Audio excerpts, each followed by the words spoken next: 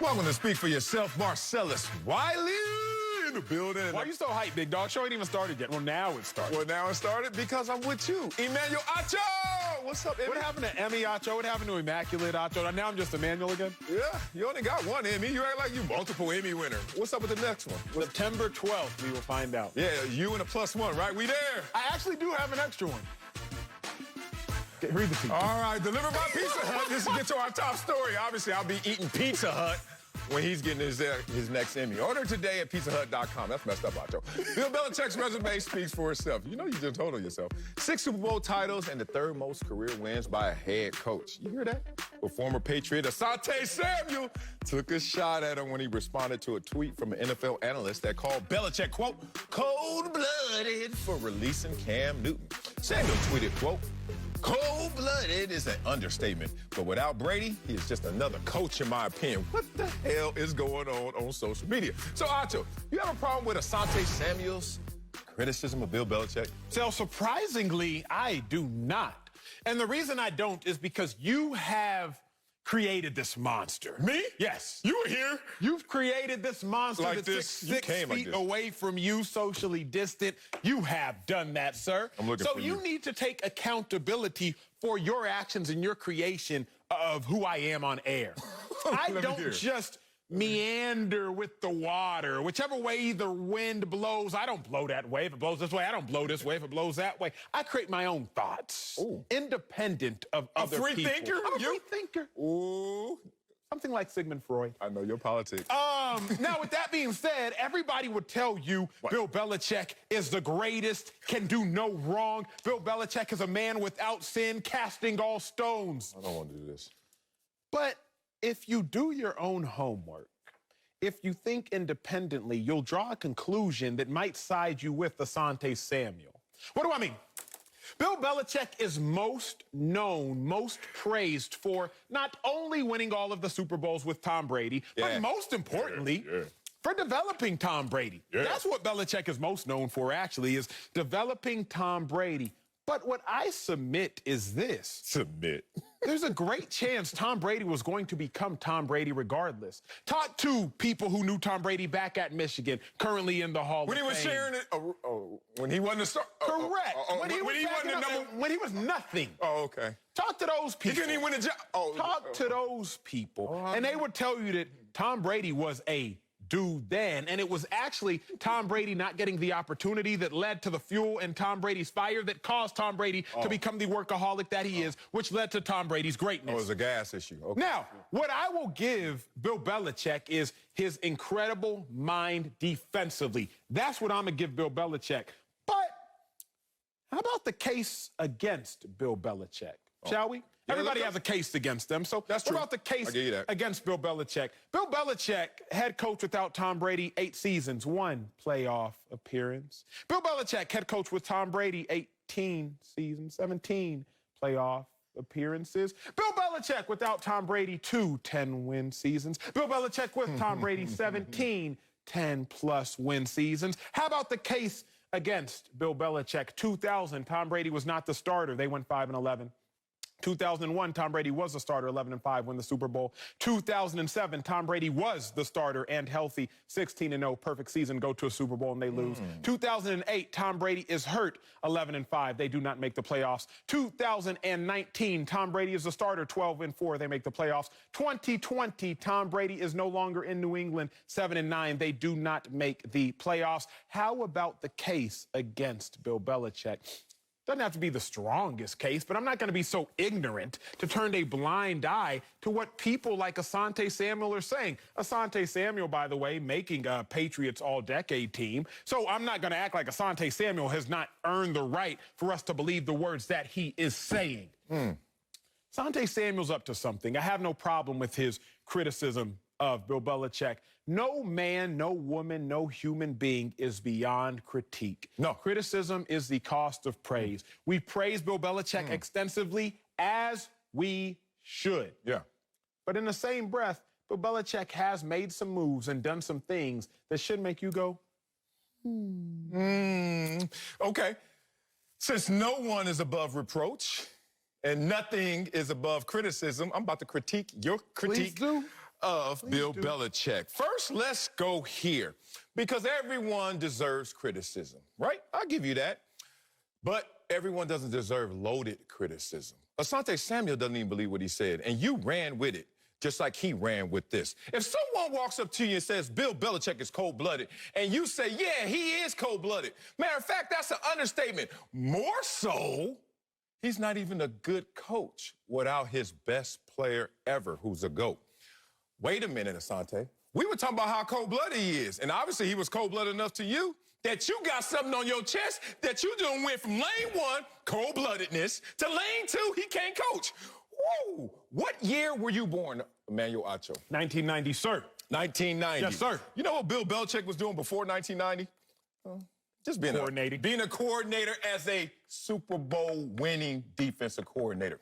Why I bring that up? Because you constantly tell me how Kyle Shanahan, did he win a Super Bowl as a coordinator? No, sir, he did not. But you constantly tell me Kyle Shanahan is a genius.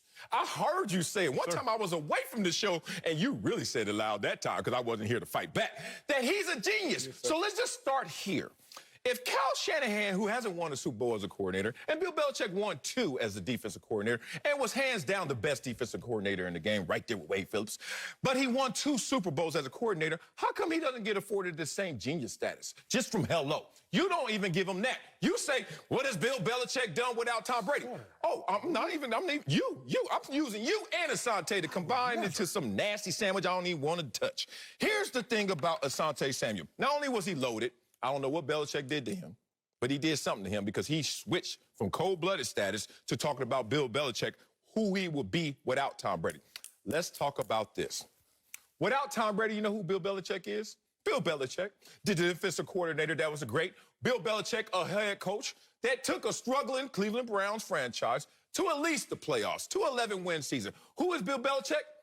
Bill Belichick was the guy that already had the stripes, that went and got pick 199. And if I have to say, who do I believe was better for that situation, especially in the early beginnings? Would it be pick 199, who couldn't even win a job in Michigan, Drew Henson, who couldn't even win a job at Michigan, who comes into a situation and is protected by a top defense and protected by stellar special teams play? Oh, you want to put that on Tom Brady? Yeah, go and Google the numbers. Look at young Tom Brady.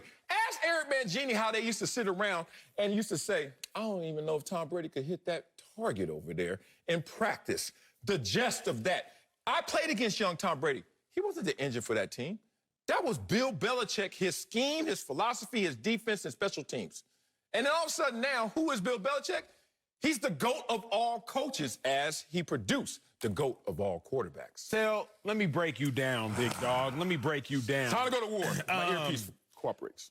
Drew Bledsoe signed a $100 million deal. He was the first. He was. Oh, you know I know my money now. First you know your money. You know my money. He signed a $100 million deal. Drew Bledsoe was quarterbacking the same team that Tom Brady was quarterbacking. Yeah. Drew Bledsoe just quarterbacked them into a 5-11 record in 2000. Then 2001, the year Tom Brady won the Super Bowl that Tom Brady took over for Drew Bledsoe, Drew Bledsoe was 0-2 as a starter prior to getting injured. So whatever Bill Belichick had created, which was incredible, it was only made incredible because of Tom Brady. We don't have to talk about 2000. Let's go into the details of 2007. Bill Belichick had a team there, a team that went 19-0 in 2007, till meeting the New York Football Giants in the Super Bowl. That same team, the nucleus of that team, was there in 2008. But Tom Brady wasn't because he tore his ACL. That same 19-0 team was now 11-5 and didn't even make the playoffs. So Bill Belichick, what he had built was incredible, but it was only made incredible because of, once again, Tom Brady. We can go to just last year because at a minimum, you all remember that. Tom Brady went to the Super Bowl 3 years in a row. 16, 17, 18. Even in 19, they went 12-4. Lost in the wild card, lost in the division. Tom Brady leaves. Cam Newton comes in. Bill Belichick with Cam Newton and company, only 7-9. Now, here's a question you got to ask yourself, America. Here's a question I had to ask myself. This is really the mind-blowing question. If Bill Belichick did, in fact, develop Tom Brady. If he did. For real? If he did, then he could do it again. Well, Mac Jones in the building? If he did, then he can do it again because Matt Castle didn't seem too developed. Jarrett Stidham didn't seem too developed. Brian Hoyer ain't seemed too developed. Now, I don't need these people to beat Tom Brady. That's not what I'm saying. But if you can turn pick 199 into the greatest quarterback of all time, assuming it was all you, Bill Belichick, then surely you could take a fourth-round pick in Jarrett Stidham and turn him into a starter. Surely you could take Cam Newton, a former NFL MVP, and keep him on a roster. Surely you could take Matt Castle, a USC quarterback, and turn him into something. No, not the SC quarterback. We ain't gonna if he developed Tom Brady, pick 199, then you can do it again. Anything that somebody does that is an intentional creation, I would have to assume they could do again. Hey, Phil Jackson. He did. Oh, you're going to go all my points. Let's go. Phil Jackson, he did something with the Bulls. This is your 9th shot. You going to make one? And then Phil Jackson not only did it with the Bulls and Jordan and Pippen, he did it again with the Lakers. So all I'm simply saying, Sel, is if Bill Belichick did create and is exclusively responsible for the greatness, which is Tom Brady, why haven't we seen it again? Oh, we have seen it. But let me start here because you made so many points that were pointless. But I love you. Nah. Let me be real. You started off with Drew Bledsoe, who he inherited. $100 million man still, but that was also a Super Bowl appearing quarterback. Yes, sir. Don't slight Drew Bledsoe like that. No slander on Drew Bledsoe. Never. Yeah. But that wasn't his guy. That wasn't his guy like that. When he got there, Drew Bledsoe was in the building. He was like, all right, I'll make the most of what I can with him. Whatever that is, whatever you want to say about that. That said, you act like he can't replicate this situation. He tried. Do you remember 2014? Who did they draft? Jimmy Garoppolo. Jimmy Garoppolo. Last time I checked, who's the 4th most winning quarterback by percentage in NFL history since the merger? Emphasis on by percentage, Jimmy Garoppolo. Well, I mean, look, when he gets in there, he wins more than anybody else other than 3 guys ever. Okay, that's Jimmy Garoppolo. Yes, sir. That's the guy he said that's going to be the next Tom Brady. Now, that got interrupted. That got superseded. That got taken away from him because of powers that be. We all know that story. We're not going to go down there. But when you say replicate it, Bill Belichick was about to replicate it. He had it in there. Don't give me Stidham. First of all, we can't always just apply our magic potion on every single player. Stidham can't stay healthy. Let's be real. Cam Newton won 7 games with nothing in terms of weaponry because Tom Brady said no weapons there. I'm going to depart after 20 years. So don't act like Cam Newton had a lot to work with. Cam Newton did get a chance to work this year in the regular season with these new weapons.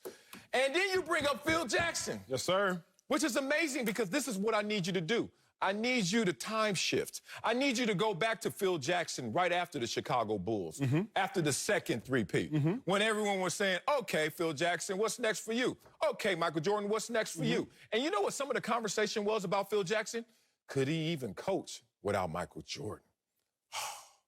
Does that sound eerily similar to what we're hearing right now about Bill Belichick? Sure. Oh, can he do it without Tom Brady? What did Phil Jackson end up doing? Now, he didn't put that potion on anybody and everybody. He had Shaquille O'Neal.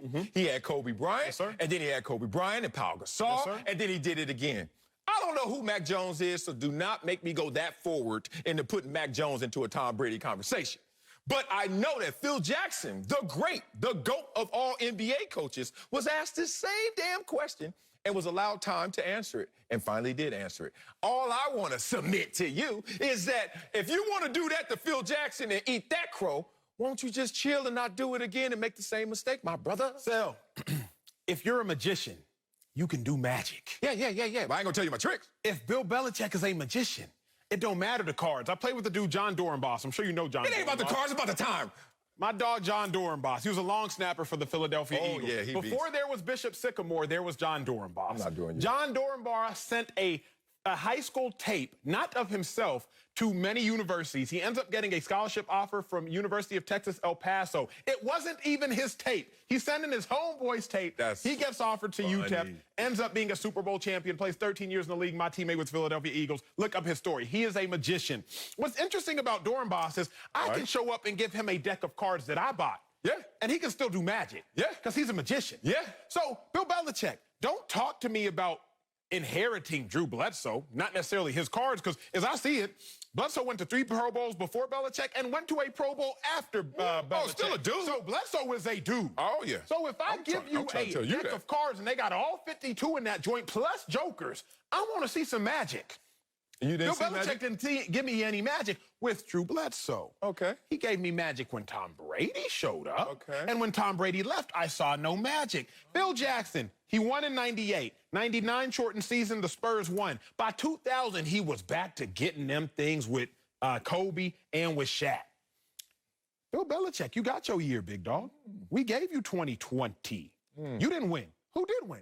Tom Brady won. The same guy who just departed from you. So, if we gonna compare Belichick to Phil Jackson, which I think is an incredibly fair comparison. You better. Greatest of all time, I would argue greatest of all time, unless you want to go old school Celtics coaches, etc.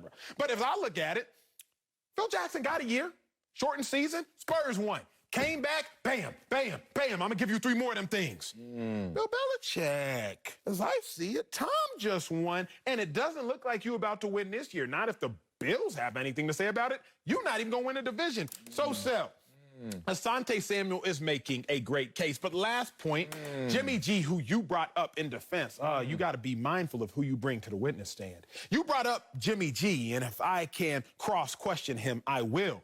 Bill Belichick wanted to replace Tom Brady with Jimmy G. Robert Kraft, CEO, your guy, Columbia man, see you. Smart guy. Robert Kraft says, hey, you're not going to replace Tom Brady with Jimmy Garoppolo, although you want to. After Bill Belichick drafts Jimmy G, Tom Brady only goes on to 4 more Super Bowls, wins 3 more Super Bowls, and an NFL MVP. If Belichick would have had it his way and not been superseded by a wiser man who went to Columbia, only time that ever happens in society, a wiser man going to Columbia supersedes somebody. If Bill Belichick is not superseded by Robert Kraft, we might not even see the 4 more Super Bowls, 3 more Super Bowl wins, and NFL MVP of Tom Brady. Since you're the pessimist, or the optimist, you might have saw more, and you might see it for longer. You never know, and that's the conversation. But you're Mr. If, so you want to take me down that road. Well, let's go down that road. Please. Because the only thing you're superseding me in right now is word count, because you trying to shoot. Boy, you got the Uzi out today. But it's not going to hit me, brother, and it's certainly not going to hit Bill Belichick, because last time I checked, you want to bring up Phil Jackson, and he did it again. Yes, sir. And you won't give Belichick that amount of time to do it again. That's fine. But did Phil Jackson always do it? Do you remember the 05, 06, 07 Lakers? You want to talk about them? Why couldn't he just, hey, magician, give me any cards, anybody out there, whoever's on the team. Kwame Brown, my dog. I ain't going to talk bad about Kwame. I got all his gear at home. Let's talk about Kobe was there. Why couldn't just make, Kobe was getting his numbers, but who wasn't there? Who wasn't? Oh, man, damn, Lamar Odom didn't ball that. Brian Cook, what? Not enough? Oh, I thought you were a magician. You can make it work with anybody. You can't. It takes special ingredients with a special coach, and Bill Belichick is that special coach. Now, here's the craziest thing about what you're saying. Let's be real. Is Bill Belichick a good coach? Of course. Is he a great coach? Statistically, yes.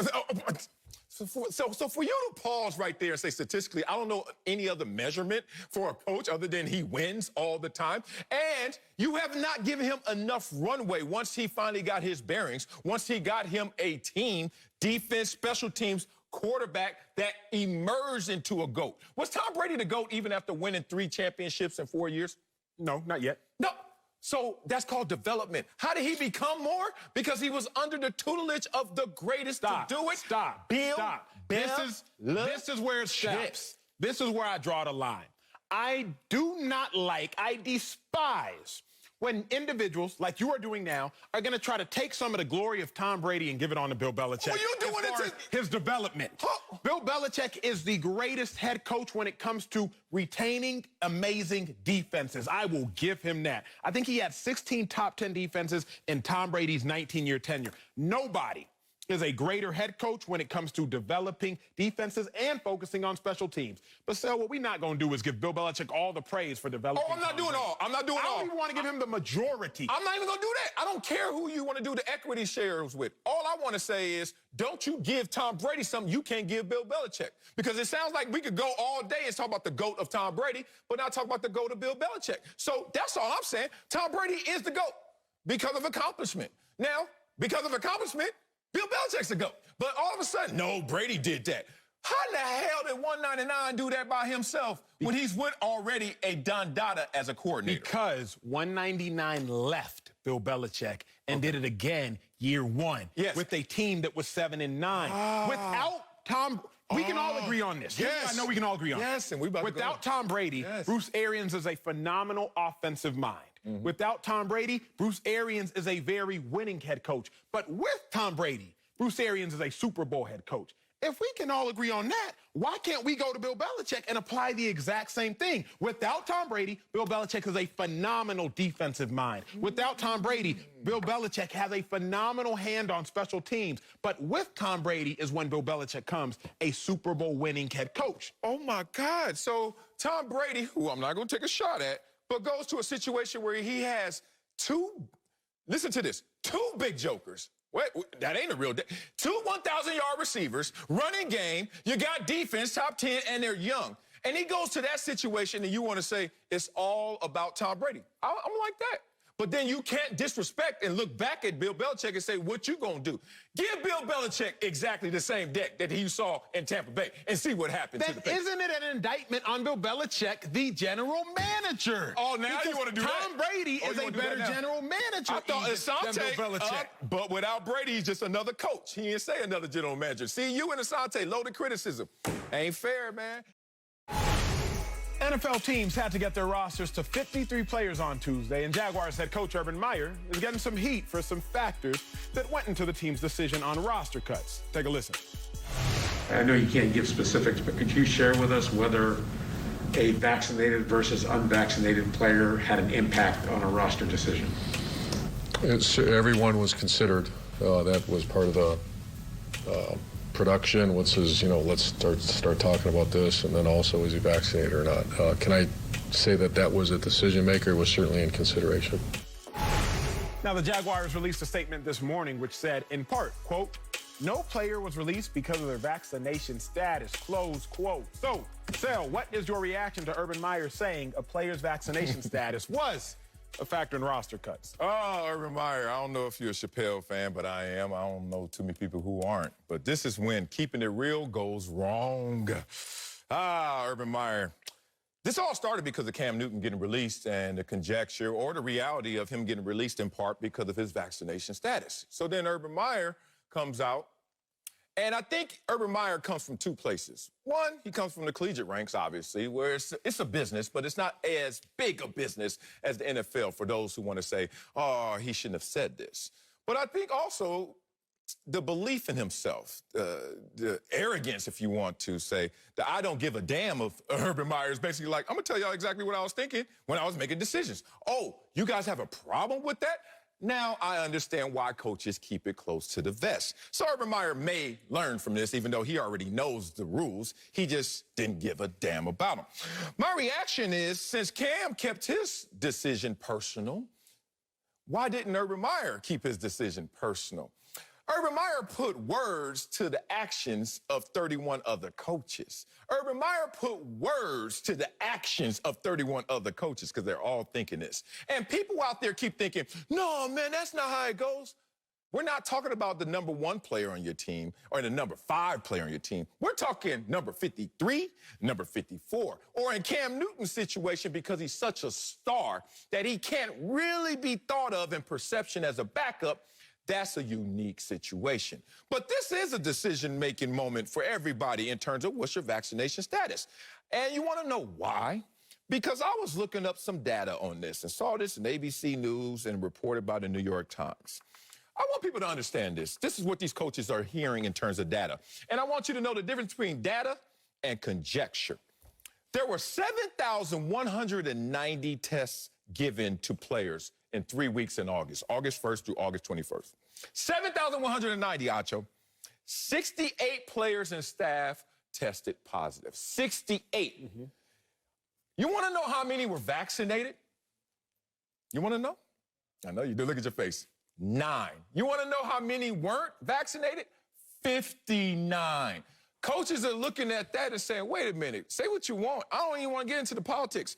The unvaccinated are catching COVID and transmitting COVID at a much higher rate than those that are vaccinated. With that data versus what Bill Belichick comes out, and we'll get to that later, Bill Belichick tries to contradict that data. I'm going to save that for later because Bill Belichick needs to hear that straight up from us. But the point is, since these teams know that the unvaccinated won't be available as much as the vaccinated. You got to make decisions based on vaccination status. I like your take, and I will say this. I like Urban Meyer keeping it real, even more than I like your take. Urban Meyer keeping it real, I applaud you for that. Yeah. Here is why. For y'all at home, let me break this down for you. The vaccine is a drug.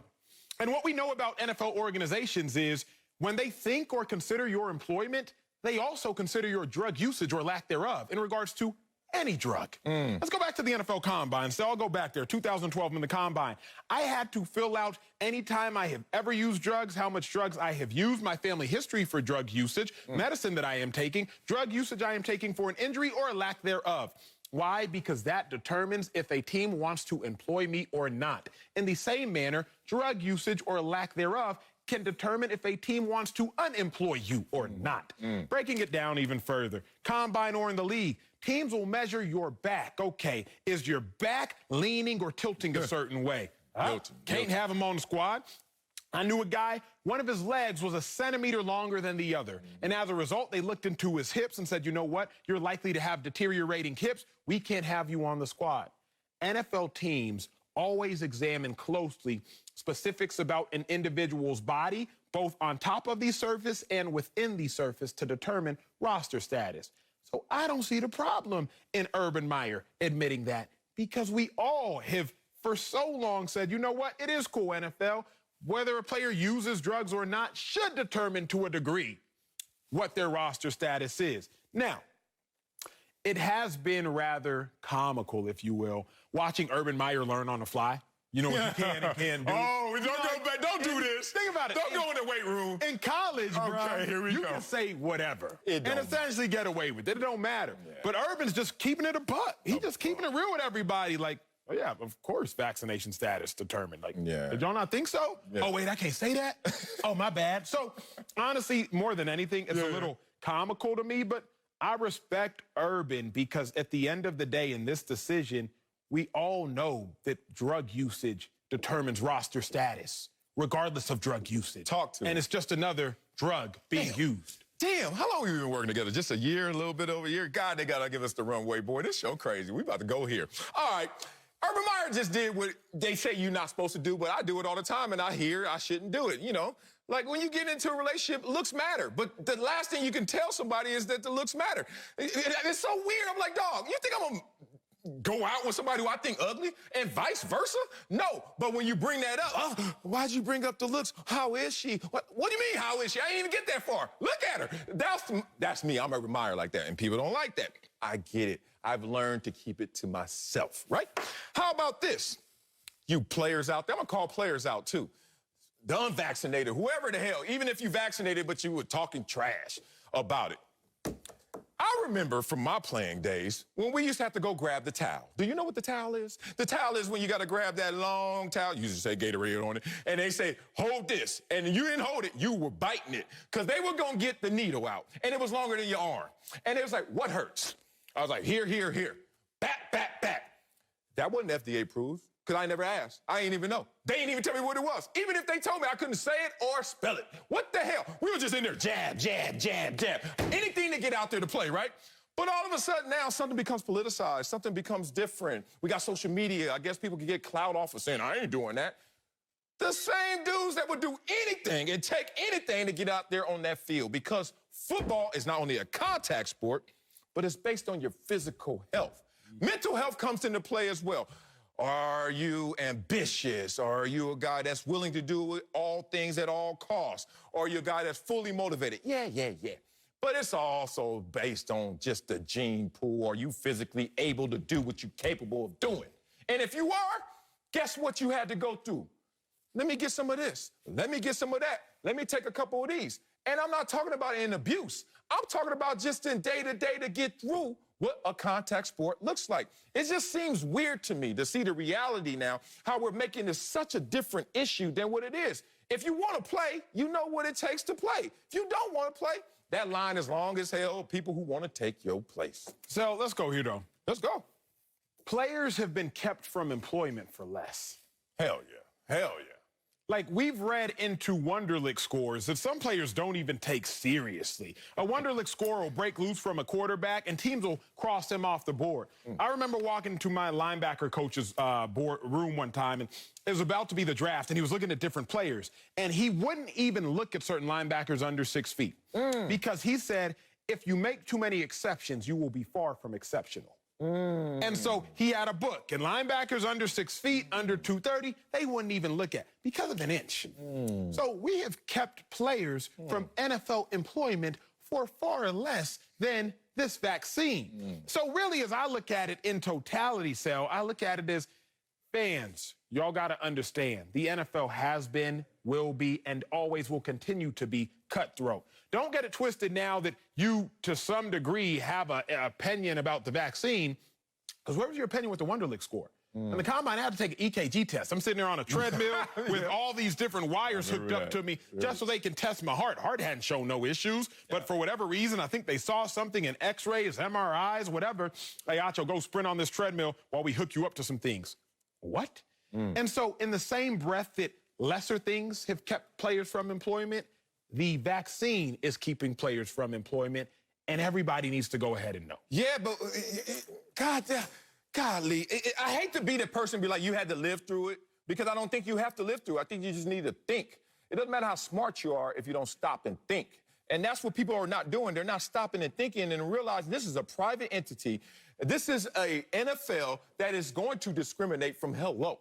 Y'all don't think the NFL discriminates? Hell yeah, they discriminate, and it's okay. First thing they look at you and say, run. That ain't fast enough. How old are you? You too damn old. How much you weigh? You too damn fat. Like, that's the game. And all of a sudden now we get another line item of that. Are you vaccinated or not? You're not going to be available. 7 times as much the guys who are unvaccinated are contracting the COVID disease versus those who are vaccinated. It's just that simple, man. The NFL, look at me, man. It's your boy. I went to Columbia. I remember sitting in the admissions office. I remember seeing the admission director go through profiles. You talk about how people have been fired for less. Let's talk about how students weren't admitted for more. What does that mean? I saw 4.0s. I saw 1,600 SATs get denied.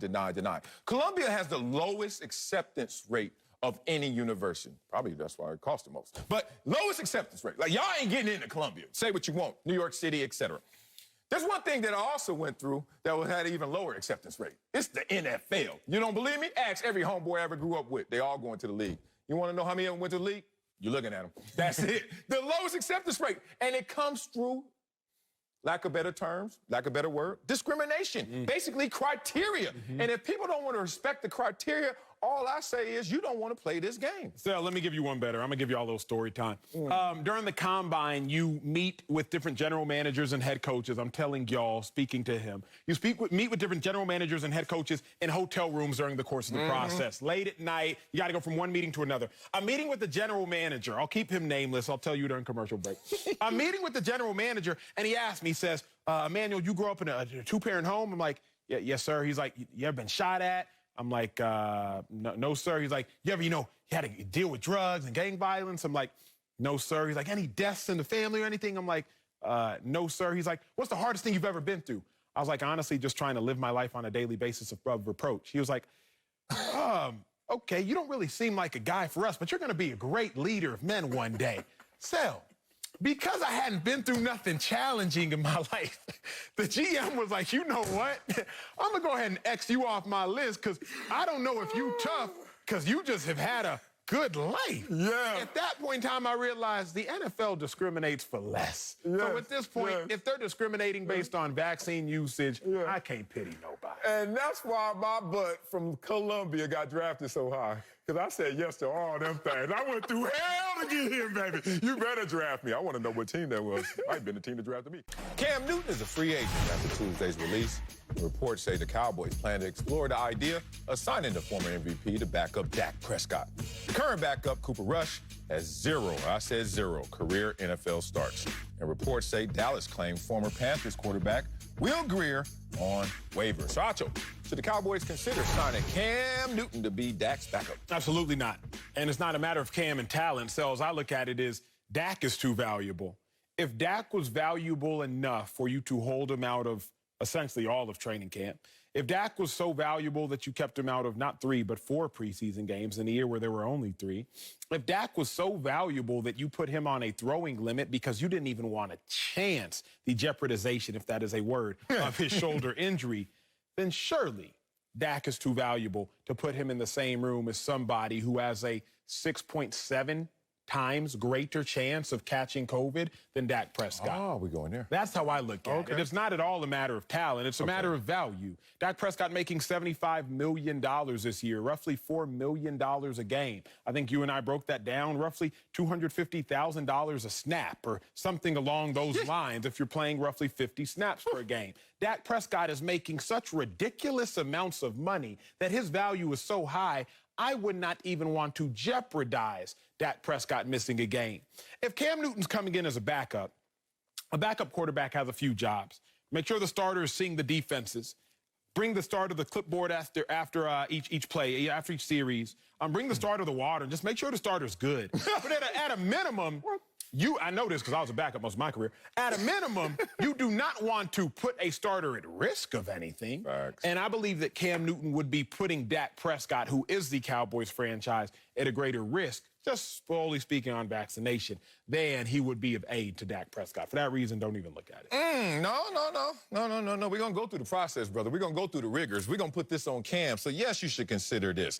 Here's what we do. We get him in the room. We say, Cam, there's 2 questions. Does he have a mask on? Just say, you get him in, I'm just wondering. You get him in the room. Especially if Jerry there. Jerry like, hey, bro, you know I'm champion there. But Jerry got 100% of the staff vaccinated, 93% of the players. And he looking at Cam like, you ain't going to mess my numbers up the other way. So here's the thing. Cam, 6 feet away. All right, let's talk. Are you going to get vaccinated, yes or no? Cam going to answer. Okay, we break that down. Cam, are you able to be a backup? And do you know what being a backup looks like? I get it. That's like asking me not to do a press conference and I'm not rich anymore being Jerry Jones. That would suck. I know it would suck for Cam Newton to have to be like, Dak, you like your room temperature water or you want it cold? Like, I know that would suck, but can you do it? Because I don't want to ask Cam Newton, former MVP. I don't want to ask Cam Newton, former starter. I don't want to ask Cam Newton, the great. I'm asking this guy right now who's unemployed. Would you want to be in that position? Could you get yourself into that mindset? I know some players that can. I know some players that can't. Because I'm Jerry Jones. I am the king of giving you a second chance. I'm the king of giving you a first chance with the best resources. Ask Dez Bryant. Dez Bryant had an issue or so. Whatever it was in perception or reality, we addressed that. I made sure that he has supervision and made sure he has security. Ask Pac-Man Jones. I'm a guy that can look out for you if you look out for me. Now, let's go back to our 2 questions. Can you do it? Can you be a backup? And more importantly, can you get vaccinated? Why am I so adamant about you getting vaccinated? Because there are numbers. 68 players and staff have contracted COVID. And 59 of them were unvaccinated. Come on, Cam. Like, this ain't hard. Like, are you going to help yourself? Help me help you.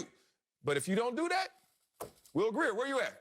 Get this dude out of here. So the first line has already been answered, really. If Cam Newton is not vaccinated, I think it's no chance. And I think it's no chance because, to your point, teams always make exceptions, just so y'all know. A team might love high-class, high-character individuals. Oh, we had 15 sacks last year? Exception. Right. But Jerry Jones ain't going to make an exception for average. No. And right now, Cam is played at a very average level. Right. So if he's going to make an exception, it's not going to be for Cam Newton. Because if you make an exception for Cam, what happens when another free agent wants to join the Cowboys roster who's not vaccinated? That agent is going to be like, wait a second now. Jerry Jones, you admitted you signed Cam Newton, but you're not going to sign my guy? I got to listen to that dude. He doesn't, yeah. But that guy might take it to the public, and now all of a sudden you got distractions because Jerry Jones favored Cam Newton and didn't favor this other guy. Jerry, what you got to deal with that drama for? You shouldn't. The other thing, even if you disregard vaccination cell, is the Cowboys already got the star. They have personalities. You got Zeke. You got CeeDee Lamb. You got Jerry Jones. You have Micah Parsons developing him into a star. You got Jalen Smith. Do you really want another huge personality that's not a huge contributor? Because say what you will, Micah Parsons was a first-round pick, Zeke, first-round pick, CeeDee Lamb, first-round pick. All those guys are going to be or already have been major contributors. Now, Cam Newton, who is a megastar just by nature of being him, He's going to be another huge personality, but minimal contribution.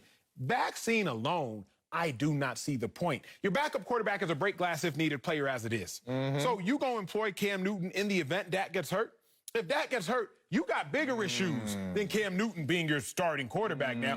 If Dak gets hurt, you got $75 million on the bench. That is the bigger issue. Man, woo, I'm loosening my grip. I'm losing my position right now because you are speaking to me. Now, let me first talk from my position of, you said, do you want another star? You should have stopped right there. This is the Dallas Cowboys. Hell yeah, they want another star. Everybody wears a star on their helmet, even if they ain't a star. They are always looking for stars. Cam Newton in the building. Somehow Jerry Jones makes good of that somehow, some way. Cam Newton, minimal contribution, you say. Aren't there packages you can use and maybe go out there and unveil with Cam Newton on the field with Dak Prescott? Okay, that's me trying to make my position stronger. But I'm going to be real about this. Cam Newton, the toughest thing about Cam Newton is if he's in that backup position and doesn't get an opportunity, it's not so much that he's not going to fit in and say, hey, I'm supporting Dak. It's the problem with the media and the fan base of the Cowboys that they don't already believe fully in Dak Prescott. Think about this, big dog. Dak Prescott, third most money ever paid to a player in NFL history. And people are still questioning, does he deserve that? Okay, Dak goes out there first week, it's Tampa Bay. Some say the shoulder still bothering him. Some say he's still recovering from the leg injury. Whatever it may be, he struggles a little. Then all of a sudden we go to the receipts and the money. We say, Dak, we already didn't think you were that good. We didn't think you earned that money, and now you out here struggling. I always tell you, on a struggling team, the most popular player is the backup quarterback. So you empower the star power of Cam Newton in that position. That said, I say consider him. I let Cam answer that question because I don't know if he's going to get vaccinated or not. That was the old Cam, the Foxborough Cam. The unemployed Cam may change his position if he wants to get employment. The other thing, the last thing, not even the other thing, is Cam Newton good enough to be a backup quarterback in Dallas? Will Grier, a lot of people don't know Will Grier. Will Grier was a quarterback at West Virginia. Who drafted Will Grier in the third round? The Carolina Panthers in 2019. Who did not choose to retain Cam Newton after 2019? The Carolina Panthers. Because they looked at who they had, also Will Grier, and were like, you know what? We're just going to roll the dice. He was cheap, though. Sure, he was cheap. Yeah, loaded dice. But at the end of the day, Cam Newton ended up being cheap after the Panthers cut him. Cam Newton was only worth $5.5 million. So it's not like Cam was super expensive. So Will Grier has, in theory, already been retained once over Cam Newton. Cam Newton's gotten worse since then. And damn, stop saying that. So I think so. He might not even be better than Will Grier at this junction in time. You should have left and go to commercial break for that last sentence. Delete that, producers. Please get that off record. The Browns lost to the Chiefs last year in the divisional round, but they could get some payback in the season opener. This song in the background sounds horrible. What is that? Baker Mayfield said, quote, I know our guys are ready. They've been itching to go. The Browns currently have the fourth best odds for the AFC title, according to Fox Bet Sportsbook. And Kansas City has the top spot. So, Acho, are Baker's Browns a legit threat to the Chiefs in the AFC? Absolutely, and they have been for a little bit now. Now, when you say legit threat, remember the Browns were a 4th and 1 away from having the ball with 1:14 seconds left at the 48-yard line to go and beat the Chiefs. When, last year? Last year in the playoffs. Oh, when their backup was in? Why was the Chiefs backup in? Patrick Mahomes didn't trip and twist his ankle. He was hurt before. Patrick Mahomes he didn't came get in the game hurt. punctured in the lungs by a team doctor. He was already compromised. Patrick Mahomes got knocked out of the game by a Browns defender. The Browns did something physically, legally, during the course of play to send Patrick Mahomes out to the sideline. So when I look at it, the Browns were already biting the heel of the Chiefs. The question is, can they now climb up and really do some legitimate damage? Okay. It's real simple, and don't let anybody complicate it for y'all. The Browns have a better roster than the Chiefs. The Chiefs have a better quarterback than the Browns. It's going to come down to, can the Chiefs quarterback outmatch the Browns roster? But the Browns offensive line is better than the Chiefs. Browns 2 running backs, better than the Chiefs. Brown skill position, I would say worse, obviously, but slightly worse. If Odell Beckham comes back healthy and a dude, Jarvis Landry, if he comes back a dude that he has been, then you could make an argument that obviously the Chiefs' skills are better, but the Browns' skills are still top flight. Browns' corner defensive backs, not even just cornerbacks, between Johnson, Greedy Williams. My dog, number 4, is slipping my name right now. The dude from Ohio State, who is a dog first-round pick. They got dudes. So as I look at it, didn't even mention Myles Garrett, Defensive Player of the Year candidate. Browns got a better roster. Chiefs got a better quarterback. Can Patrick Mahomes be greater than the sum of the Browns roster if and when they meet? That's the only question you got to answer. Okay. As much as I clown Baker Mayfield, just because I keep it real, Urban Meyer style, I do think that they're a legit threat to the Chiefs. Now, let's be real about this. The best version of the Browns is not beating the best version of the Chiefs. If they both play at full octane, full optimal, no way that the Browns can do it. Even though they got a better team, I think. You know why? Because that quarterback position is different. Look, it's the ultimate eraser, dude. I've been in so many games, and I went through the era of Tom Brady, Peyton Manning, and Drew Brees, and it's like you could go out there with #1 defense I was on. Yeah, well, you kept them in the 21. 21, they won because they over there are playing okay enough defense with the talent that they have at the quarterback position. So the best version of the Browns loses to the best version of the Chiefs. However, the Browns, because they have such a loaded roster, I think consistently can play at a high enough level to maybe catch the Chiefs slipping. Now, last year, they couldn't catch them slipping. They didn't take advantage of it. You couldn't beat the backup in the second half. Come on. But I think they're going to close that gap, being real.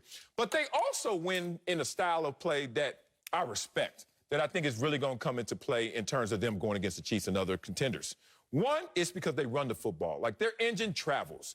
Like, you know, you get into a situation with Baker Mayfield, sometimes he can be unreliable. But that running game is going to be reliable. That short passing game is going to be reliable. More so, and I don't know if you know about the psychology of this, when you see the Cleveland Browns, you can't lie to your subconscious. When you see the Cleveland Browns, you still thinking they ain't what they are. You ever been there? It's like when you watch IMG Academy, you think they are, man, they already got 50 points. They actually do if they play in that fake school. But the point being, you see great schools, and they already just show up, and you just looking at them like, oh, we in for it. The flip works as well. When you talk about a team that historically has been bad, you don't give them all of the credit and respect and reverence they properly deserve. So I think that you look at the Cleveland Browns, they walk into a stadium with the Kansas City Chiefs, the Chiefs going to feel better about themselves. Like, we got these dudes. Be careful, because that is a loaded roster. Got to bring in Fox NFL analyst Bucky Brooks right now. So, Bucky, are Baker's Browns a legit threat to the Chiefs in the AFC? I mean, a legit threat? I mean, I guess maybe, kind of, they can win, but I think you guys are giving the Cleveland Browns too much credit, because here's what we know. In the playoffs, and when it matters, it comes down to quarterback play. And if we're closing our eyes and we get a chance to pick one of the quarterbacks, we all are going to pick Patrick Mahomes over Baker Mayfield. It is decided by the quarterback. It's a quarterback-driven league. When I look at Patrick Mahomes, he is 44-10 in games in which he has started in the league. That's regular season and postseason. And so the odds are when you play a game and you roll out the ball, if you have number 15 on your team, you're going to win. And even in a game when Patrick Mahomes didn't play the full game, the Cleveland Browns couldn't knock off the Kansas City Chiefs. Until they were surprisingly knocked off in the Super Bowl, we were talking about a dynasty in Kansas City. Don't let one game, don't let the Super Bowl cloud your image and your memory of how great the Kansas City Chiefs are. Look, I like the Cleveland Browns. I like all of the activity they've done throughout the offseason, but don't confuse activity with achievement. The Kansas City Chiefs are at the top of the mountain in the AFC, and until somebody knocks them off, I'm not going to say anybody's a credible threat. You're right, really, on all your points, which is there is activity. I'm not necessarily confusing it with achievement, but I am trying to understand, Bucky Brooks, just how much that activity will matter. To me, it means a lot. To me, if you go mano-a-mano, roster by roster, position by position, the Browns have a significantly better roster than the Chiefs. Now, Sel has said what you are saying. The quarterback position is the ultimate eraser. But when you talk about legit threat, it depends. You catch them in Cleveland with that lake effect weather and that snow, I might ride with the cats that got the two workhorses at the running back position. We haven't seen Odell Beckham honestly play at the level that Odell can play in Cleveland. He had a 1,000-yard season, I believe, his first year there in maybe 12 games, but that's not the same Odell. In the event that Odell Beckham, who is still not even 30 years old, can conjure up the Odell of old, Odell of young, then I think the Browns really can make legitimate noise and be a legit threat. Also, what we're all ignoring, the first year in a head coach's system, he's not going to be as good, you would think, as the second-year quarterback in the head coach's system. Baker Mayfield was in Stefanski's system just 1 year last year. Give him a full offseason. Second year. Now full competency of not only the playbook, but all the other players in that playbook. I'm telling you, the Browns are going to be a threat, and I think it's a legitimate threat. Yeah, Buck, you got to respect them, man. I won't just use the Super Bowl to taint my vision. I will look at their run to the Super Bowl and start to understand what the Chiefs are or what they're not. Chiefs defense allowed over 100 yards in each of their last 4 games, including 145 yards allowed in the rushing game in the Super Bowl. Wonder if the Browns could run. Oh, yeah, they're the 3rd best rushing team. And I wonder if the Chiefs can stop the run. No, they're ranked 21st. Bucky, let's talk about that quarterback position. You know I love me some Patrick Mahomes, but I'm also a defender, and I keep it 100, so I got to keep it real on Patrick Mahomes. Sub-100 passer rating in 5 of his last 7 games to close the season. Oh, you said don't let the Super Bowl taint you. I won't. I'm just looking at all of it in totality. Chiefs had the 29th most penalties in the league last year. Uh-oh. You know, in big, tight games, especially if it's on the road, we all know about that the little things add up to make big plays. Chiefs had the worst red zone defense in the league last season. All I'm saying is, Bucky, you could get into a situation where Cleveland, if they're playing at home, especially running the football and taking care of the football and not causing all of the issues that the Chiefs do, which are like penalties and not stopping the run, and then Patrick Mahomes a little up and down in the bigger games. Let's talk about those in totality. Then you can see how this gap starts to close. Okay, you're a little West Coast rider, so I'm going to give you a little West Coast flavor as an analogy. To me, the debate that you're making about these quarterbacks is Sugar Free and DJ Quick versus Ice Cube.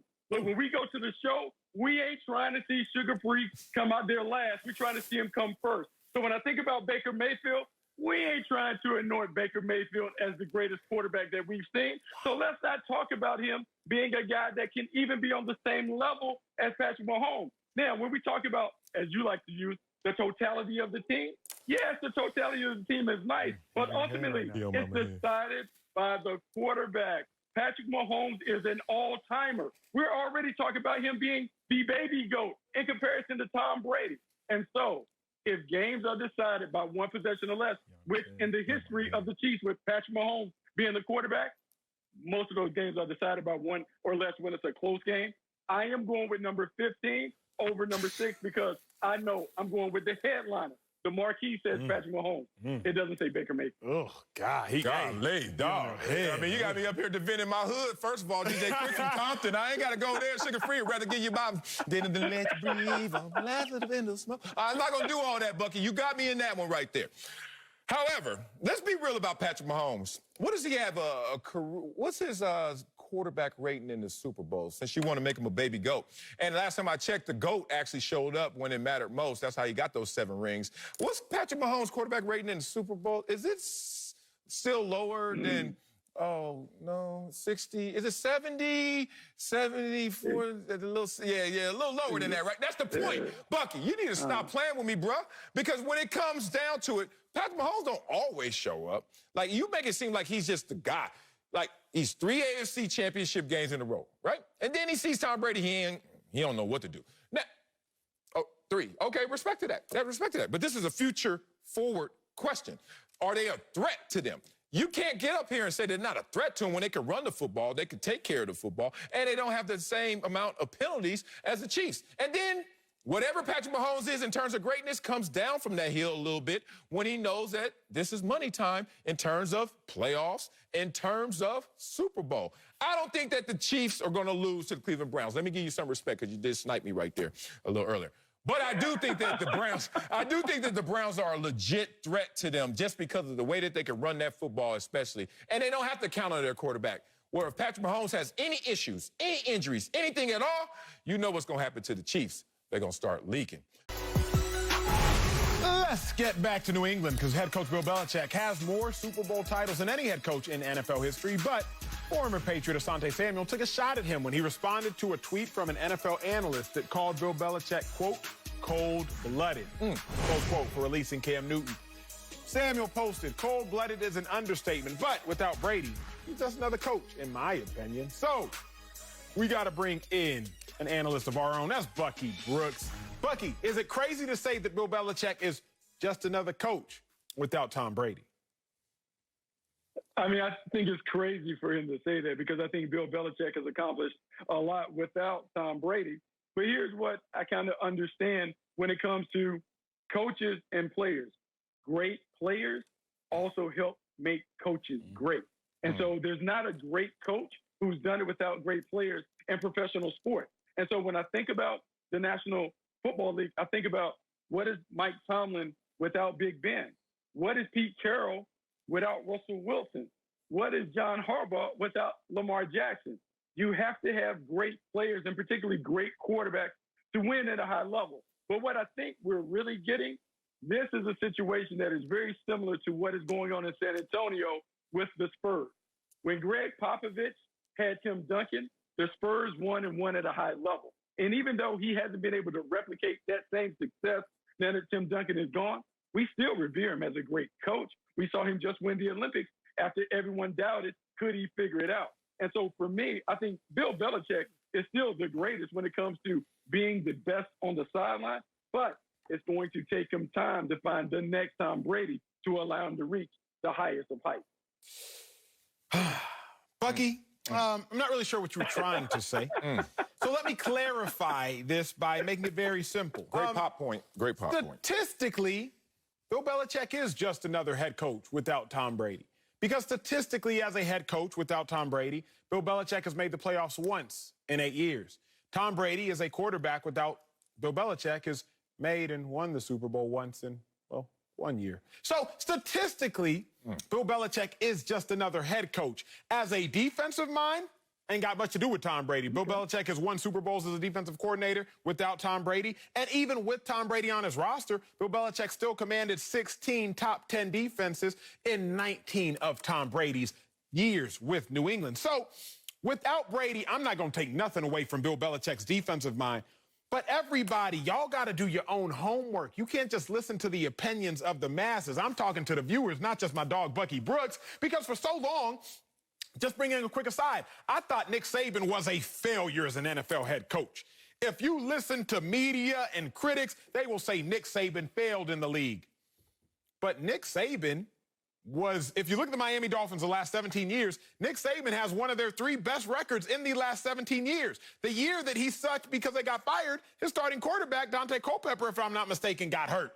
So he wasn't a failure, but the world told you he was, and you just ran with it. In the same manner, the world has told you that, well, without Bill Belichick, Tom Brady would be nothing. Tom Brady is owed everything because of Bill Belichick. Bill Belichick deserves just as much credit as Tom Brady. But when y'all take a step back, calm down, use your indoor voices, and do your homework, you realize, well, 18 years with Brady as a starter, 17 playoff appearances. 8 years without Tom Brady as a starter, 1 playoff appearance.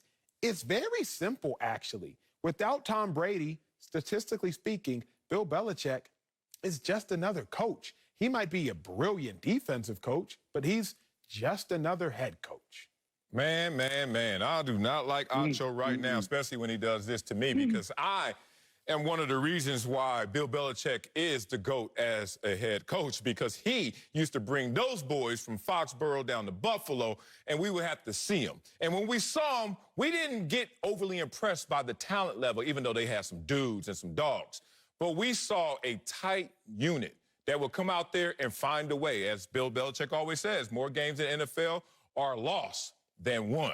And he will find a way not to lose the game and then finally win those same games. So my reverence, my respect for Bill Belichick is so high, I can't hear this. But I'm going to do my job and keep my indoor voice. I like when you say that, Acho. Here's the thing. I hate when people do this, what Acho is doing. We look at someone who has tried and failed and crushed them more than someone who didn't try at all. I give it to you like this. Acho keeps bringing up the stats of Bill Belichick when he first started off as a head coach. Now, I wonder what Tom Brady would have looked like when he first started off in the NFL if he wasn't in New England with Bill Belichick. I wonder how that would have looked, but we'll never know that. But Acho will use the stats of a young Belichick as a head coach without Tom Brady. but won't use Tom Brady without Bill Belichick because we don't have that as evidence. That's fine. So then he flips, and then he fast forwards to last year when Tom Brady goes to the only deck of cards I ever seen with two big jokers in it. Like, he literally went there and said, y'all got 2,000-yard receivers, tremendous defense, running game, good coach, good coaching staff. Let me go here. And I give Tom Brady his props. That doesn't mean you should start dissing Bill Belichick. And Asante Samuel knows better. He's a beast. Asante Samuel got it in when he played. But he needed to listen to a little of that Ice Cube that you was talking about, Bucky. Hello. Because Bill Belichick, like, I started this gangster shit. And these are the thanks I get. You ain't even going to respect Bill Belichick grabbing pick 199? Who couldn't even fully start when he was at Michigan? Who couldn't even run at the combine? His chest was going inward. And then y'all gonna say he didn't help dust off Tom Brady by giving him that defense, those special teams, and letting Tom Brady emerge into the GOAT status. But Tom Brady, even after winning 3 championships, wasn't considered a GOAT, wasn't even on a GOAT trajectory. We just kept saying this. Damn how Tom Brady keep winning. Because Peyton Manning better than him. So the point is now Tom Brady is sitting there living in a life of luxury. But don't forget how he got there. Don't forget who gave him all that. It's my man, Bill Belichick, homie. Hey, I appreciate that. You know, and it kind of reminds me of that Chinese proverb where you say, give a man a fish, you may feed him for a day, but teach him how to fish and you can feed him for a lifetime. Basically, what Bill Belichick did, he taught Tom Brady how to fish. And what Tom Brady has been doing, he's been fishing ever since, which is why he is able to go to Tampa Bay with that fishing pole that still has the Patriots on it and put it in the pond and still catch fish at a high level because he learned from a master. Like all of us, somewhere in our career, maybe at our lowest level, somebody gave us some knowledge that allow us to ascend to these heights. And so I believe we have to give Bill Belichick credit because Tom Brady, as you alluded to, Marcellus, Tom Brady was a part-time starter at Michigan. He wasn't considered the greatest of all time at that point. He wasn't considered a generational talent or anyone like that. If he was, we would have taken him number 1 overall. However, he gets to New England, and at the foot of Bill Belichick, he learns how to play the game. Now, with his own talent and his work ethic, he takes it to another level. But we can't say that Bill Belichick is just a guy because he passed on all that knowledge to Tom Brady. Tom Brady goes on to have success. I think you have to give both of them credit. But I'm not going to dismiss the greatest coach that we've ever seen in the NFL because in 1 year where Tom Brady left, he has not been able to win the Super Bowl. Nah, no way, no how. I need a quick timeout. Let me at least get a 20-second Chris Webber timeout. style. That's how you doing it. I need at least get a 20-second timeout, y'all. What's up? No. It's just all I have to say. What are you going to say? No. Let me start with you, Bucky. If, in fact, Bill Belichick created this Tom Brady, that is to assume that Bill Belichick did so in roughly, 13 months. Because Tom Brady gets drafted in 2000, and by 2001, he takes over week 3 and goes on to win a Super Bowl. So you're telling me that what Bill Belichick did with this lowly Michigan player who couldn't even start, he couldn't do with a 3-time Pro Bowler, $100 million quarterback in Drew Bledsoe, who also went on to a Pro Bowl just 2 years after he left New England. So if Bill Belichick was this great quarterback developer, what he did for Tom Brady, who had an inward caving chest, he couldn't do for Drew Bledsoe? That don't make sense. If Bill Belichick was such a quarterback developer, a quarterback guru, I'm imagining the person who throws in ceramics who can make this so fine piece of pottery. If Bill Belichick was that person, why couldn't he do it again? Why couldn't he do it with Castle? Why couldn't he do it with Stidham? Why couldn't he do it with Hoyer? Castle won 11 Why couldn't he do it with Jimmy G? Why couldn't he do it with Jacoby Brissett? What's that one? Why couldn't he do it with all of these other people? Why couldn't he do it with Cam Newton? If Bill Belichick was such a great quarterback developer, don't you think he could have now we cooking books. Now we cooking books. Now we cooking books. All those dudes you named except one were there under Tom Brady. That ain't right. Phil Jackson, he helped develop Michael Jordan, greatest of all time. Phil Jackson also helped develop Kobe Bryant, one of the greatest of all time. So we saw Phil Jackson do it with this one. Then you saw Phil Jackson again do it with that one. I'm just saying, don't you think we would have seen Bill Belichick at a minimum be able to do something with Drew Bledsoe? Your Honor, all I want to say is, Acho, you're going to have to flip that on his head, as they say where I'm from. Flip that coin and see the other side. Here's the problem with what you're saying. One is comparison is the thief of joy. And I ain't robbing one of these guys from their greatness. Tom Brady's great. He's the GOAT. Bill Belichick's the GOAT. But you want to do it. So let's do it. Let's have some fun. Let's flip that Phil Jackson, Michael Jordan one over. Because if you flip it over, you're going to start to realize, do you really want to take shots at Michael Jordan? Because last time I checked, what did Michael Jordan do without Phil Jackson? It gonna get quiet on the set. I like that better. If we do that, we gonna start robbing a lot of people. What did Kobe Bryant do without Phil Jackson? Gonna get quiet up here. Now, so the thing is, we doing it from a player to coach perspective, and it's easy to take shots at coaches because most of us players don't like them because they made us run after practice. But the thing is, them coaches could look back at us too. You want to rob Michael Jordan of his greatness? No, but because he couldn't do it without Phil? Here's where we will go. Basketball players are still perceived to be incredibly great individually without chips. Before KD had chips with the Warriors, we still perceived him as incredibly Football players great. too. Barry Sanders? Not in totality, because Dan Marino? Because you look at Phillip Rivers versus Eli Manning. Don't go that level. Right? Barry Sanders. Eli in the hall. Eli gonna be in the hall. But you could go higher. I could go higher. Okay. But what I'm saying is, even without Phil Jackson, Jordan averaged 37 points. Oh, now we're going to get into these numbers. Not the numbers. He was still going to have perceived greatness individually. He wasn't going to have collective greatness. So Belichick's not perceived as great without Tom Brady? I said it. Individually, Belichick is still a great defensive mind. Now you got to parse it down. I could parse it down for you with Michael Jordan. If you want to do that, we can do that. Michael Jordan would have still been an incredible scorer. Would he have won 6 chips? Doubtful. I even think, based on watching The Last Dance, Jordan wouldn't have said he would have won 6 chips. So would Brady have won any chips without Belichick before he got did. There's a development. You wouldn't even been in that position if you didn't start off like he did. You would not be Tom Brady without that. What you got, Buck? And you're looking at the numbers, since I feel like to bring in numbers, and we're going to compare Tom Brady to Michael Jordan, I find it interesting that in 8 of the first 10 years when Tom Brady was in the league, he had a passer rating that was below 100.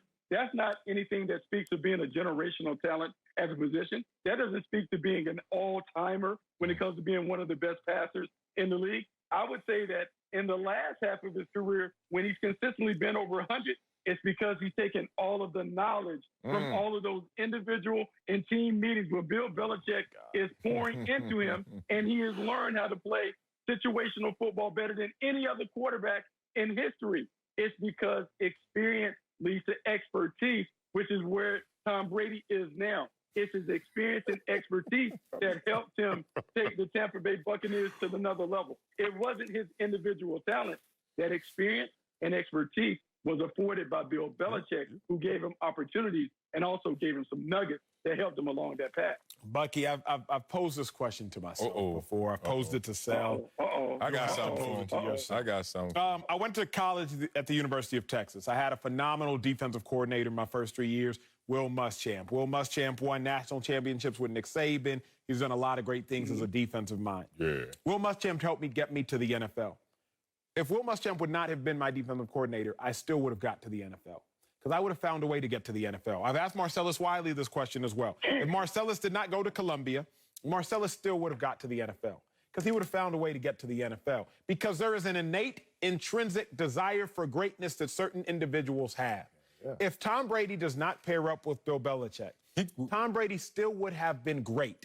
And very likely still would have been the greatest of all time. It may not be 7 Super Bowls to the next closest having 4. It might have been 5-4. It might have been 6-4. But Tom Brady very likely still would have been the greatest of all time. As much as Will Muschamp has done for me, along with College Football Hall of Fame head coach Mack Brown, who was my head coach, I still take ownership of the fact of I was getting to the league regardless. Tom Brady was getting to the throne regardless. Now, Bill Belichick may have helped extend his throne, accentuate the throne in which he sits, but I'm not going to take away how great Tom Brady was and give any more credit to Bill Belichick. He's a brilliant defensive mind, but he did not teach Tom Brady how to throw the football, and he did not teach Tom Brady how to work.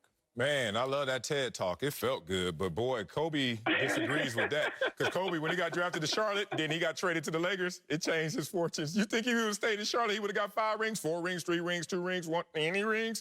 I don't know about that, Acho, but Kobe still would have been great. I do respect that. My last point is just this, what Bucky said. Young Tom Brady. I played against young Tom Brady. Then I retired. He's still playing. This is insane. But his first 3 Super Bowl wins, 86 rating, 92, 92. Let's just say, who is that guy now that is an 86 rating in today's game? Nick Mullins. Oh, okay. Who's a 92 rating in today's game? Teddy Bridgewater. Y'all better stop playing with Bill Belichick. He dressed up Teddy Bridgewater and Nick Mullins, gave him a defensive special team and said, go give me those rings, 3 out of 4, because he's the GOAT of all coaches. Let's head to Miami. Okay, that's it. All right, there are reports that say the Dolphins have interest in trading for Deshaun Watson. But yesterday, head coach Brian Flores, who I love, did his best to put those rumors to rest, saying Tua is, quote, our quarterback. In a team meeting, he said it. He was asked about it again today and said, quote, I don't know how much clearer I can be. Tua is our quarterback. Man, Acho, will the Deshaun Watson rumors be a distraction for the Dolphins? Yes, but let's contextualize it, right? If you play for the Dolphins, it's not like you're going in the weight room like, I wonder if we're going to get Deshaun Watson. I wonder if we're going to get Deshaun Watson. No, that's not what it is. On the football field, you're not even wondering if you're going to get Deshaun Watson. But speaking from experience, I think it can undermine your belief in your coach. It can make you start to wonder, like, if coach lying about this, what else he lying about? There were several trades. I think there came a time where, I've told you this story before, when we had Sam Bradford. And we traded Nick Foles, acquired Sam Bradford. It was the year Marcus Mariota was coming out of college. Okay. Chip Kelly, our head coach, coached Marcus Mariota at Oregon. Chip wanted Marcus Mariota. We knew Jameis was going number 1. Okay. Mariota was going number 2, likely to the Titans. So we were going to try to acquire Sam Bradford, from everything I heard, trade him to the Titans in order to get Mariota and use Mariota as the quarterback of the Eagles. Sam Bradford made no sense with the Eagles. We knew that. He couldn't run the zone read scheme. He had an ACL injury. So we all knew that. But in meetings, Chip continued to deny the reports that we wanted Mariota. But we're reading the reports that we wanted Mariota and that Sam Bradford was just a puzzle piece.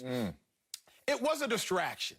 Now, it wasn't a distraction because I, as second-team linebacker at the time, was constantly wondering, like, I wonder if we're going to get Mariota. It was a distraction because when I was on the football field and Sam Bradford was running his plays to DeMarco Murray, again, I'm with the 2, so I'm going up against the first-team offense, I knew, man, this ain't going to be Bradford come game day. Come game day, it's going to be Mariota. I knew if Chip has it his way, it's not going to be Bradford throwing that pass to Miles Austin or Zach Ertz, so both on the squad. Miles Austin? Miles Austin was on the squad. Lord, he was a superstar for a while. For a minute, boy. I was like, it's not going to be Sam throwing these passes. It's going to be Mariota. That is what I mean by a distraction. I think there are going to be players who were cognizant of the fact of, oh, man, Tua not even really going to be here. Unless he is. Because remember, Sam Bradford ended up being the starting quarterback for the Eagles for a year because Chip Kelly could not end up acquiring Mariota. That's what I mean when I say distraction, Sel. Not constantly a thought, but every now and then you are thinking, is the coach lying to me? And also, these practice reps are meaningless because this dude ain't going to be here. Yeah, okay. So I don't think it is a distraction because I don't think he's lying. You say it could be a distraction if he is lying. So I understand where you're coming from. Anybody who talks to me, I'm always thinking, are they lying? I got a weird voice in my head. I'm always like, nah, I'd be. I start from here. Pull me. I don't believe everything you're saying right now. But I believe in you, Acho, as I've come to learn. I also believe that you still do power cleans. What the hell? You still power cleaner? How old are you? Excuse me, how young are you? Don't do that no more. Hell no. Why he's not a threat, why he's not a distraction, is because he's not available right now. So think about it. We're going to get Deshaun Watson. Who is Deshaun Watson, Coach? Like, Deshaun Watson can't even play for the Houston Texans. Is he going to play here? Is Deshaun Watson, even if he gets traded here with that price tag, is he available for us? Deshaun Watson got to allow on this plate, Coach. Let's be real. So until it's a real threat, how could I be distracted by it? There's no attraction to be distracted by. There's no attraction in Deshaun Watson right now. There's potential, but there's nothing kinetic about Deshaun Watson. There's just too many barriers. If I were on the Miami Dolphins, I'd be like, Deshaun's MIA, like we MIA. Catch that, y'all? You know what I'm saying? Lil Wayne up in here, boy. What? Wheezy. Because he can't play. There's the sidelines, there's the stands and the fans, and then there's the parking lot. I don't know where Deshaun is, but he's nowhere around an NFL facility in my mind if I'm a Miami Dolphin player. That's the thing. I know if he was available and if he was cheap and if he could be there and he didn't have any issues going on in his real life, yeah, I'll be like, oh, that's a distraction. But how? It's not a real threat. So it's a little distracting because ultimately you know what your partner really wants. Your partner, Brian Flores, he really wants Deshaun. If you he can think? Have it his way. If he can have it his way, if Deshaun Watson is available at a decent cost, just not a crazy cost. A top 5 pick already that showed he can win and was coming off an injury. But Deshaun, I love Tua, y'all, and Tua is going to be a dude, but we all know Deshaun is better than Tua. It doesn't translate, though. Aaron Rodgers is better than Tom Brady. Who are you taking if you're trying to win it? But wouldn't you say the coach was a limiting reactant? Wouldn't you say Belichick better? So if Brian Flores believes in himself. Well, he just came from Belichick. He believes like Belichick does, maybe. Maybe this is the first one that's going to work from the tree of Belichick. Since you don't believe in the GOAT. You believe in the GOAT? Cam Newton was released Tuesday, and there's speculation that his vaccination status was a reason why. Now, Cam missed 3 practices last week for what the Patriots called a COVID-19 protocol misunderstanding. Now, Bill Belichick was asked about the speculation earlier today and said, quote, "No, look, you guys keep talking about that," close quote. So, Marcellus, do you believe Bill Belichick's comments on Cam Newton's release? I don't. I love you, GOAT, but I think you up here lying right now on this one. You're calling your GOAT a liar? I am calling my GOAT a liar. That's when you know you got a real homie. He can tell the truth. Everything ain't breezy with me. Everything ain't sweet. Look, Bill Belichick sounds like a hit dog that hollers. Why? I'm going to use Bill Belichick against Bill Belichick. Bill Belichick benched a $100 million Drew Bledsoe for Tom Brady pick 199 and didn't say nothing about it. Didn't have a word to say. Y'all just watch my actions, and then everything else is I'm a mumble at a press conference. Bill Belichick is the same guy that benched Malcolm Butler on the Super Bowl and said nothing about it. Y'all just watch my actions. Now, you cut Cam Newton, but you talking. Wait a minute. Why are you talking? Is that the guilt making you talk, Bill Belichick? Should have said this last week when the conversation was about Cam Newton missing practice because of protocol. Now, you're trying to tell me that his vaccinated status didn't affect his situation in employment? Come on. You know why? Because your vaccination status affects your practice status. Your practice status affected your employment status because you let your backup get 3 days of practice without you. It all is connected in that respect. So layer 1 is the softball of it. Come on, man. When he missed practice, because of the vaccination status, because you have a different protocol when you're vaccinated or unvaccinated, affects if you're available for practice, which affects our evaluation. But the real layer is Belichick. You never clarify and clear up some of your moves. But this one you are, I think it's because of the guilt speaking more than anything. I'll say it like this, Sal. Now, you've heard me say this before. Bill Belichick was not inaccurate. I believe he was incomplete. Okay. You know what I'm saying? Like some people say, I didn't lie, I just withheld the truth. Oh. That's where Bill Belichick is right now. Let's go. We also have to understand and identify one of your favorite phrases, the difference between causation and correlation. Okay. No, I do not think that the cause of Cam Newton's release was vaccination. Okay. But there was a correlation. Let's peel back the layers. Cam Newton got released because Mac Jones was better. How was Mac Jones perceived to be better? Because Mac Jones had more practice time. Why did Mac Jones have more practice time? Because Cam Newton was not there to take reps from Mac Jones. Why was Cam Newton not there to take reps? Because of COVID. Why was Cam Newton dealing with a COVID issue? Because of a vaccination. Well, what was the vaccination issue that caused Cam Newton to deal with the COVID issue, which caused Mac Jones to get more practice reps, which caused Mac Jones to prove that Cam Newton was no longer needed? Well, because Cam Newton was not vaccinated. So there is clearly a correlation. Yeah. We just also have to be able to understand the difference between direct correlation and indirect correlation. There was an indirect correlation at a minimum and a direct correlation at a maximum. But the constant variable there, well, the constant there, rather, not the variable, is the correlation. So, yes, Cam Newton was released because he was not vaccinated. You all just have to peel back the layers and figure out the why. For $1 million, could you do that again? I don't think so. It was a mix between Lil Wayne, you like Wheezy, and JJ Fad up here. Yeah, okay.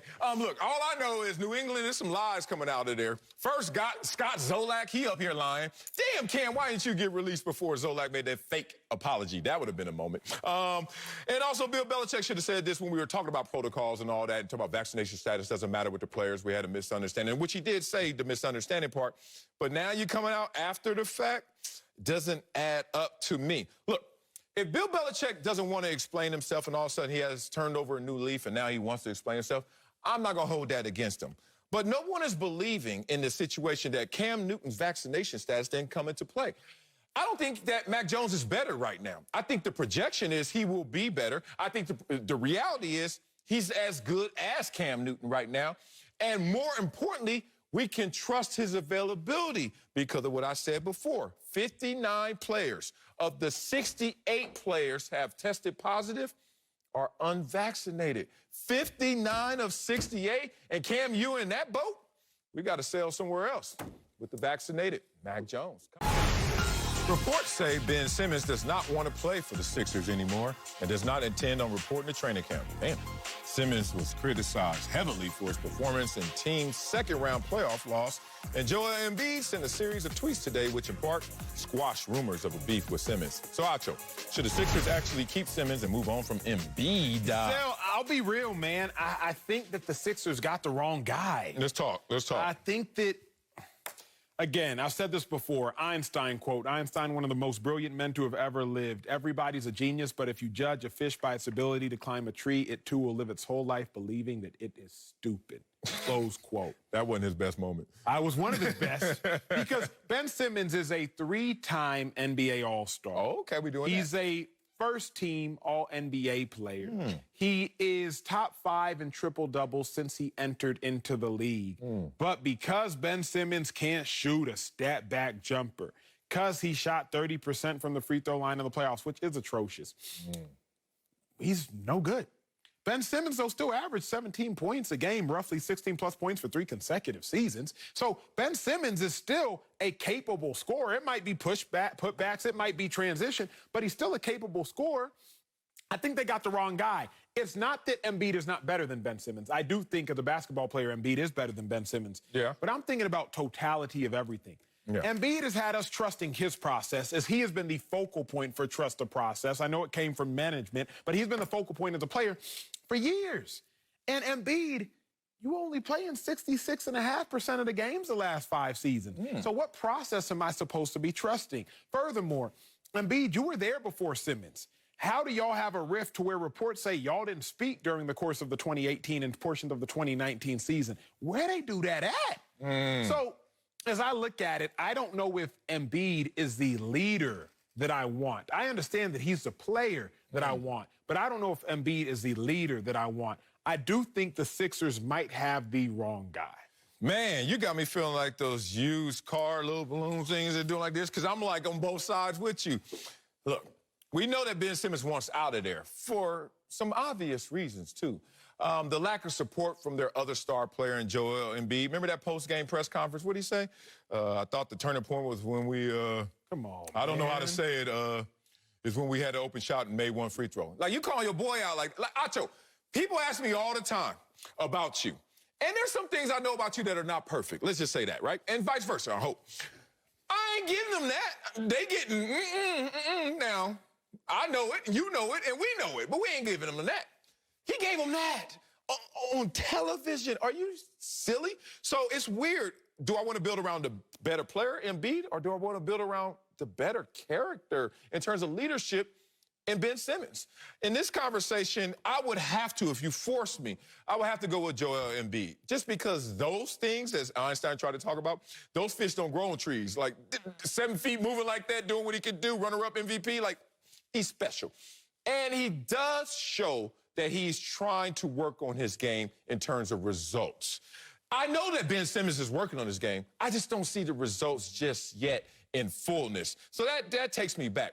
But the only thing I pause when I see Joel Embiid is the fact that either he is joking or is always on some solo mission. But he doesn't seem like he's the one that everyone's going to gravitate around to say, let's play some winning championship basketball. It seems like he gets his numbers, he gets his success, his fame from it, and then he's like, I'm good. I agree with you. And in all honesty, it's a tough decision. It is. But as I look at it, If Embiid is willing to throw his right-hand man, Ben Simmons, under the bus and say, hey, I think the turning point in the game was when he refused to take that shot, then Embiid is capable of doing anything that can undermine the success of a person and the success of a team. I argued about this before the show. I will make this last claim now. I think Embiid does have to take some responsibility for the demise of Ben Simmons. Ben Simmons is a grown man and NBA player making $170 million. But any relationship gone wrong, what did the other person in that relationship, what role did they play? And Embiid, at a minimum, you did not help boost the confidence of Ben Simmons. And at a maximum, you tore it down.